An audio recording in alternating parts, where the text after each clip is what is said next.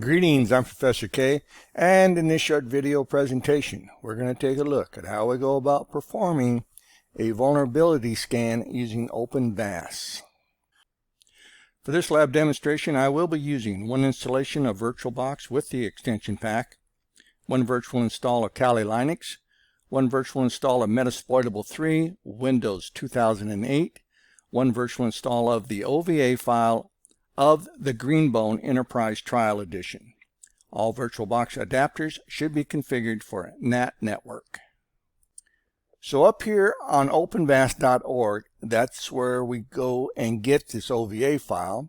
I'm going to scroll on down until I come to this option to test now. Click on that. And on the next page, you're going to scroll down until you come to the Download Now option. From there, you scroll down to the bottom of the page and you look for the option to download the OVA file for VirtualBox, and you're going to open the instructions. And inside the instructions, you scroll down until you come to importing the Greenbone Enterprise Trial, and from there you're going to click on the link that is labeled Download. That's going to start the download process. Go ahead and complete the download. And from there, all we have to do is just go to where we saved the download, and we can double click it. It will associate itself with VirtualBox and begin the installation process. My download for OpenVAS is now complete. So I've gone to the download location where I saved the OVA file. And now all I have to do is just double click it.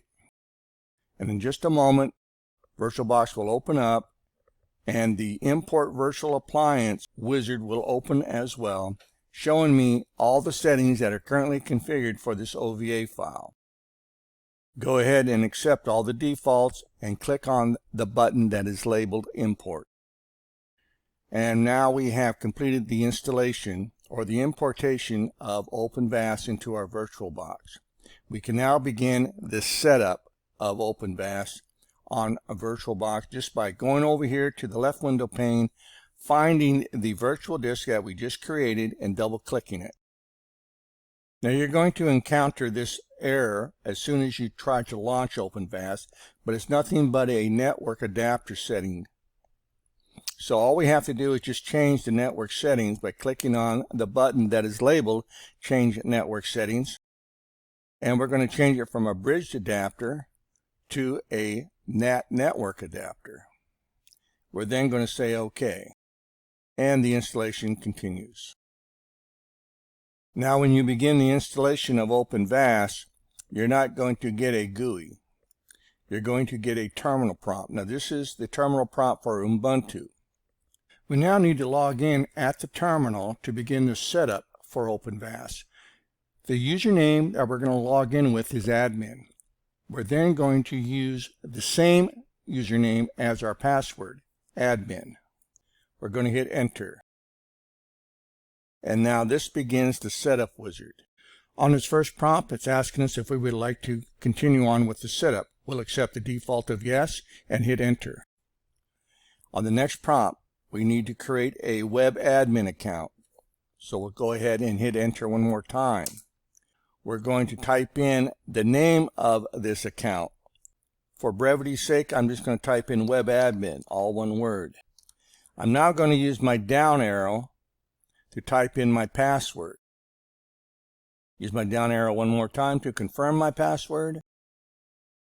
And use my tab key to highlight the OK option and hit enter. Now remember your password, because you're going to need this to access the OpenVAS interface.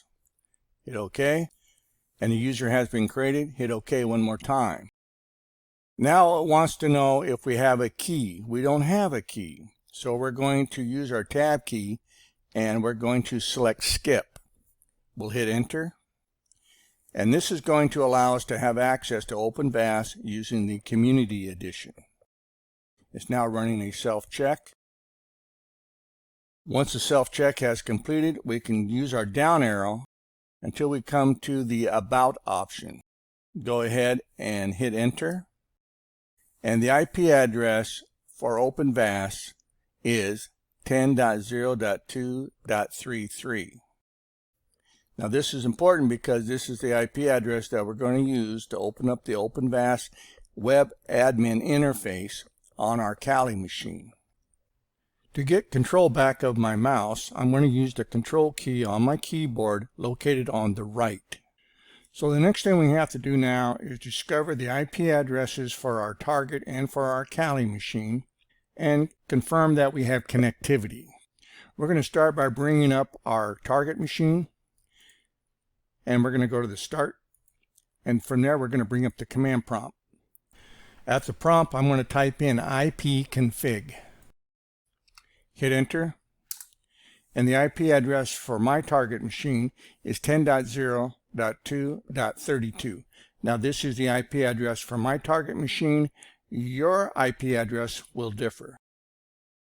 Let's bring up our Kali machine, and from here I'm going to open up a terminal, and at the prompt I'm going to type in ifconfig, and I'll hit enter. And the IP address for my Kali machine on my Ethernet 0 adapter is 10.0.2.15. This is the IP address for my Kali machine. Yours will differ. We can close out this terminal and we'll open up a fresh one. And at the prompt I'm going to type in ping and the IP address of my target machine. The IP address for my target machine is 10.0.2.32. Once I have everything typed in correctly, I'll hit enter, and I'm confirming that I have connectivity between my Kali machine and my target. To break out of this sequence, I just hit Control-C, and we can close out the terminal. Once we have confirmed that we do have connectivity between all three devices, we can now open up a browser on our Kali machine.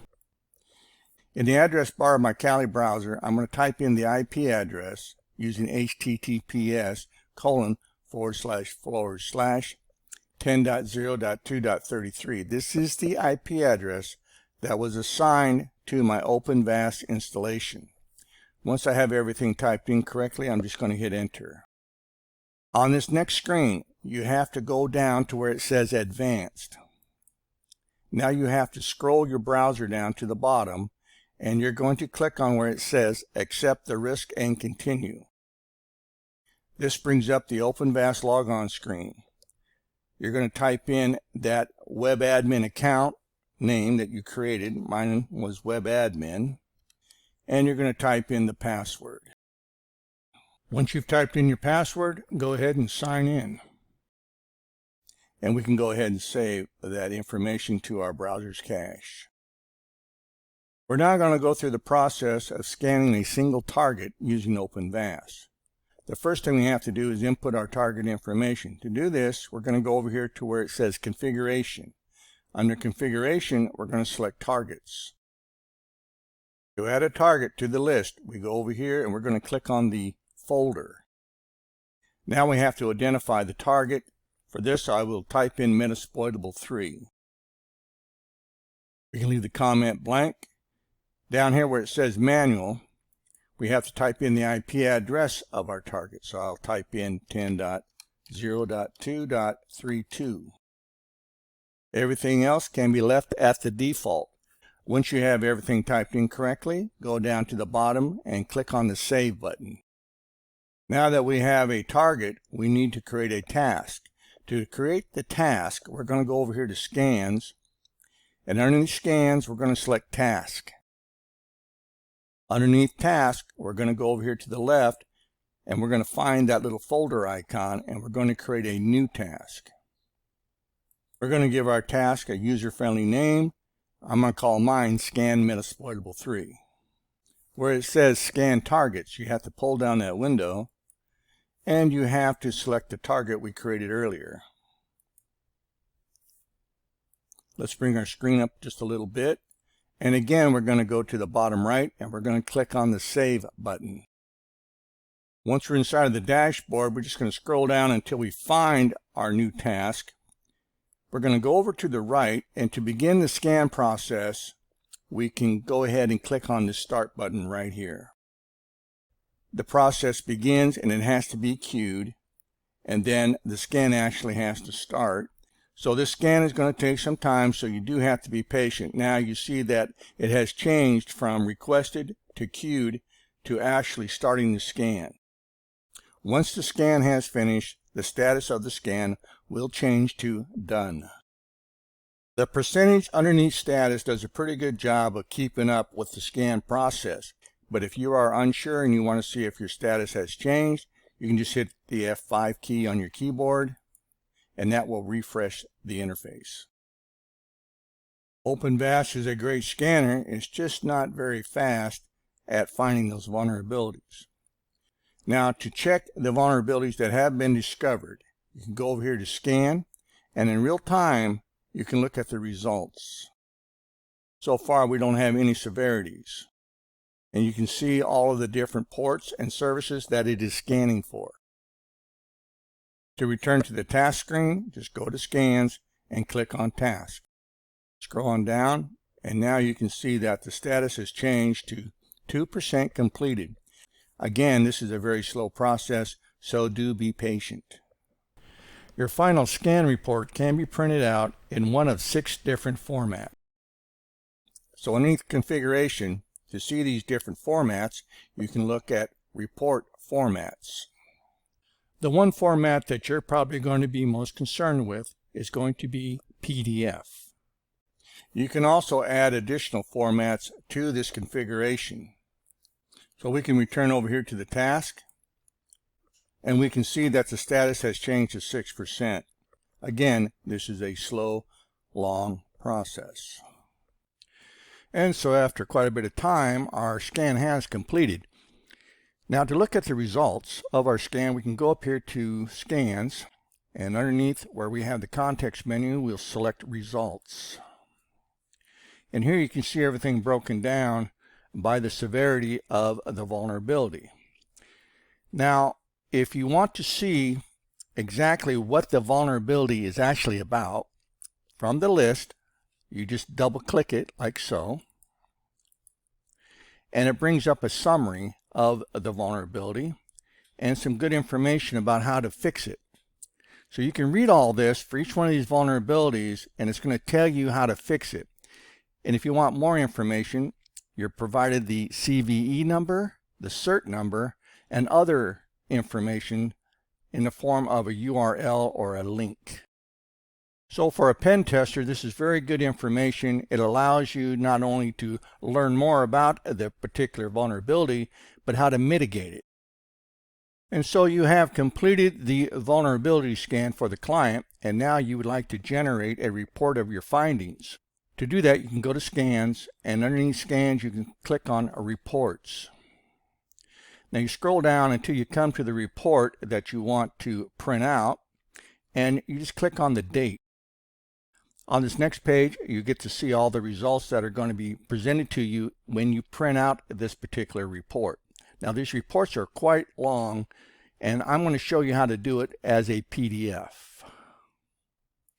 So to print out your report as a PDF, you go up here to the top left, and you're going to click on the download icon. And from here, you can select the format you want to use for the report when you print it out. In this case, I want to do a PDF. I'll select PDF, and I will click OK. Once the report has been generated, you can either open it or you can save the file. I don't recommend opening it, but you can save the file and then open it later. So I'm going to go ahead and allow for the default of saving the file. I'm going to click OK. And the file has been downloaded to my download folder. So from my Kali browser, I can go up here and I can select the download option. And inside of this folder is my report. I can double click it, and it is opened using a PDF reader. And though this is a canned report, I find the format rather pleasing. And you can scroll down here, for instance, under the table of contents, all the links for every vulnerability are highlighted, and the client or the admin or to whomever you hand this report off to can click on any of these vulnerabilities and get that summary page and learn how to mitigate the vulnerability. And so in this short video presentation, you got to see how we go about performing a vulnerability scan using OpenVAS. I'm Professor K. Thanks for watching, and I'll see you in my next video.